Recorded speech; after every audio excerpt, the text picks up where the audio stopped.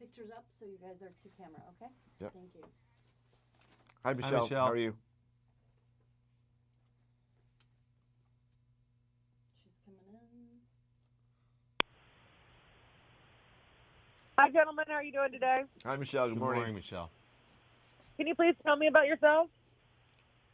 I'm Jonathan Greenblatt. I'm the CEO and National Director of the Anti-Defamation League, one of the longest civil rights organizations in the United States.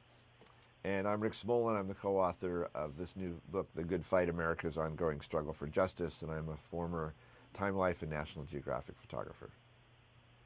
Now, where are you guys from and where do you live now? We're both in New York City right now, and Jonathan, you live just outside of New York, right? Yeah, I live just outside of the city, and I'm born and bred in New England. Now, how are you both? First, what is cyber hate? Let's go into what that term would take care of. Sure. So cyber hate reflects kind of what we've seen, this new trend of prejudice poisoning the internet. Now, the internet's been a tremendous platform. It's allowed communities to come together. It's how we socialize and search and shop. And yet it's also become a platform that's been, if you will, exploited by the bigots. And whether they are the alt-right, the so-called newfound white supremacists, they found ways to leverage loopholes on Twitter and Facebook and Reddit and other platforms to really spread the kind of prejudice that we'd long since pushed out of the public square. Now, please tell me about the ADL. The Anti-Defamation League, which was founded in 1913, was created with a mission to stop the defamation of the Jewish people and secure justice and fair treatment to all. Literally, for over 100 years, we fought against anti-Semitism in all forms, and at the same time, other forms of bigotry and prejudice. We do it through advocacy in the courts and in Congress, changing laws to protect minorities, preserve our First Amendment. We do it through education. We're one of the largest providers of anti-hate content in schools across America, and we work with law enforcement to investigate hate crimes, to track hate crimes, and to train them how to deal with hate. We train more police officers and law enforcement officials than any other NGO in the United States. What makes a crime different from a hate crime? A hate crime is a misdemeanor or a felony, but one that's specifically intended to terrorize an individual or to impact an institution based on immutable characteristics like religion, race, national origin, gender, sexual orientation. So the deal is that kind of crime is not just about, again, perpetrating something against an individual. It's intended to terrorize a community. The ADL literally wrote the first model statutes and got hate crimes laws passed in 45 states. And then the federal law, which Barack Obama signed into effect in 2009, those make sure that there are additional penalties when the crime is intended, again, to terrorize an entire community. Now, what is your end goal at ADL? A world without hate. So I hope I can put the ADL out of business. I hope I can help inoculate America from intolerance. And one way we do that is not only through education in classrooms, that matters, but by making sure ordinary Americans understand our shared struggles, understand that all of these issues are interlinked. And that was why I reached out to my friend Rick 2 years ago to start a conversation about creating a book that would tell those interlinked stories. Please tell me about the book. Well, this is my cue. If any of your viewers are familiar with the Day in the Life books, I am a former Time Life and National Geographic photographer, and every year for the last 20 years, I've sent teams out to look at sort of interesting emerging topics. And when Jonathan and I were sitting together at a conference a couple of years ago, we started talking about the fact that nobody had done sort of one book looking through the eyes of photographers over the last 100 years at all the inspiring struggles that so many groups of Americans have experienced in order to make America what it is today. I think when people pick up the news and watch the news every morning, I think a lot of us have a sense of dread that our country is falling apart. And yet, if you say to somebody, someone who's a woman or a gay or a Muslim or Jewish or African American or Latino, would you rather be in 1917 or 2017? The immediate answer is definitely today. So the point of doing the Good Fight was to remind people of how far we've come and what's being threatened right now by sort of the political infrastructure in Washington that we're watching every day. Now, what can we do to stop cyber hate? Well, I think there are a few things we can do to stop cyber hate. Number one, every individual, whether you hear hate over the water cooler or in your Twitter feed, we all need to stand up and take action. When you hear hate happen, you shouldn't roll your eyes. You should roll up your sleeves, and you should tweet, or you should post, or you should like. You can find ways to show where you stand on the values that have always made America great, like respect and diversity and tolerance. Whether that affects you or that affects someone who may be of a different race, of a different national origin, of a different level of ability, we are all in this together. And stopping cyber hate starts with each of us accepting our responsibility. What is the task force on harassment? The ADL created a task force to look at specifically the harassment of journalists who were perceived to be Jewish, or they may or may not have been, by the alt-right. And we looked specifically at Twitter last summer, and we found some really stunning data.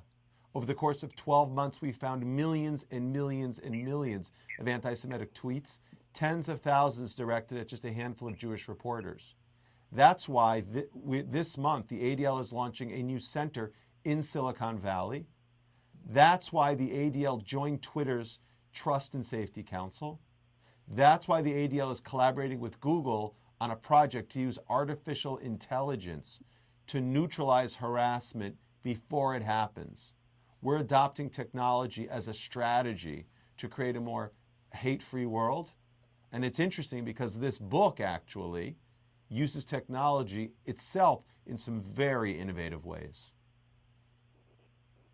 Now, what are some of the new initiatives at the ADL?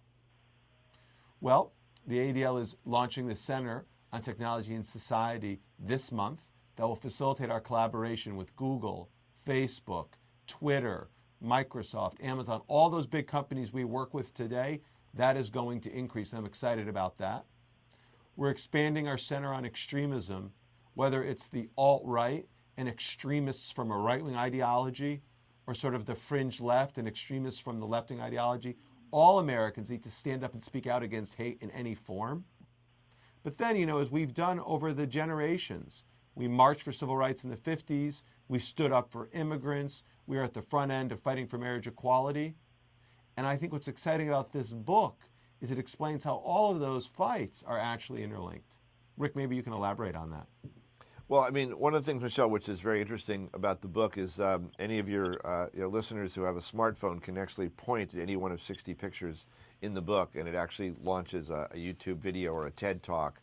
So it marries together these inspiring stories of all these different struggles from different groups of Americans, but it also marries together this 600-year-old medium of the book together with the internet in a really, it's sort of a delightful way of learning about history.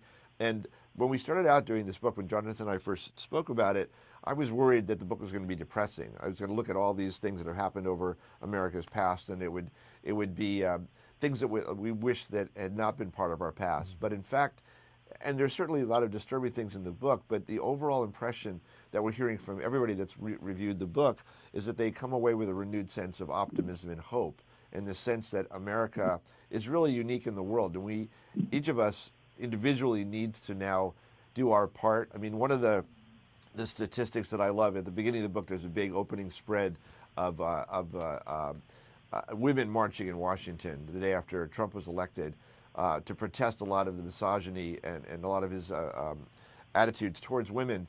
And the caption across the top says that last year in 2016, 800 women said they're going to run for office. And this year, 11,000 women are running for office. So I think a lot of people feel like there's no Superman or Superwoman that's going to fly in and solve the problems, that each of us now needs to step up and not be complacent, not assume that all these problems are going to take care of themselves.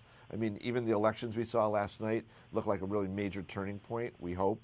I think this book it's like the perfect book to put out over the holidays when your family and your friends come over, to start really informed conversations about our history and what's at stake, what we've accomplished, and what we need to do to make sure that America continues in the right direction.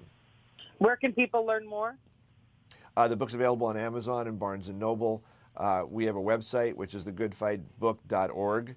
that will give you more background. Quite frankly, we've been kind of stunned. Jonathan and I were just talking this morning that in 2 weeks, the book only came out 2 weeks ago, and it's almost completely sold out. Our publisher is kind of freaking out right now because we need to get more copies. We never anticipated this book was going to get this kind of response. It's very gratifying. Yeah, I got to say, you know, whether you're a conservative or a liberal, whether you're a Democrat or a Republican, whether you are white or black, native born or an immigrant, Jewish or Christian or Muslim, these stories are all of our stories. Mm-hmm. This is our country's story.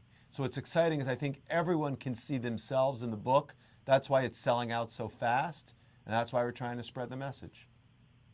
Well, great. Well, thank you very much for your time. Good luck on the book and everything else. Great. Thank Thanks, you. Michelle. Take care. Bye.